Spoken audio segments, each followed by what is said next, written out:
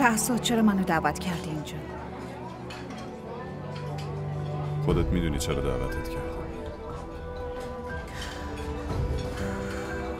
اگه میخوای دلیل بیاری و منو راضی کنی بهتره فراموشش کنی، چون من تصمیمم گرفتم. نمیخوام راجبش حرف بزنی. من دلیلی نمیارم، فقط میخوام اینو بدونم که تمایل داری با هم ازدواج کنی یا نمیخوای ازدواج کنی.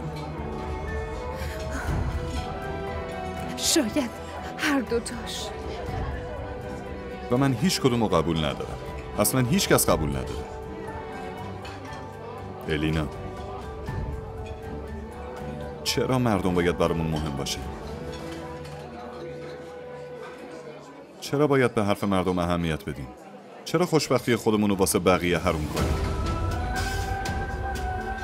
و حنا، اون از کی برات مهم شده؟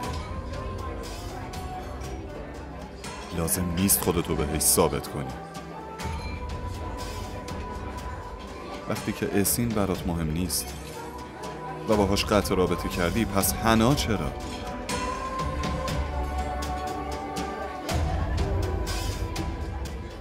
و تهمتایی که زدی چی؟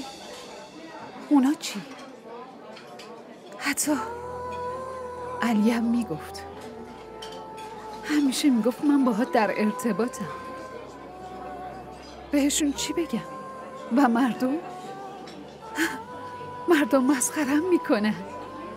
پشت سرم میگن هر دوتا ازدواجش به هم خورده چون با شهرزاد رابطه داشته. مگه مردم همین الان هم اینو نمیگن؟ ها؟ تو هم میخوای حرفشون ثابت بشه؟ گوش کن الینا، مردم حرف میزنن اما 2 روز بعد یادشون میره. به خاطر اونا درای خوشبختی رو به رومون نبند لطفا. خانواده و نزدیکامون از این وصلت راضین و خیلی خوشحالن. مگه این وظیفه ما نیست که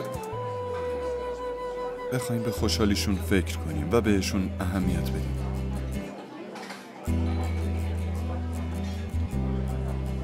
الینا، در این مورد فکر کن. بهت فرصت میدم. من هیچ عجله‌ای ندارم. با آرامش فکراتو بکن. من مجبورت نمی‌کنم. اگه تو بگی سالها منتظر میمونم. لطفا بهت فرصت میدم، ولی یه چیزی، جواب رد نده.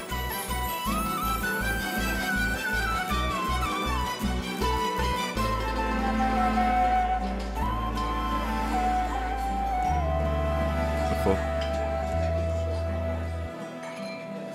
بخور. راستی اون ناشناس دیگه زنگ نزد؟ نه. غذاتو بخور لطفا.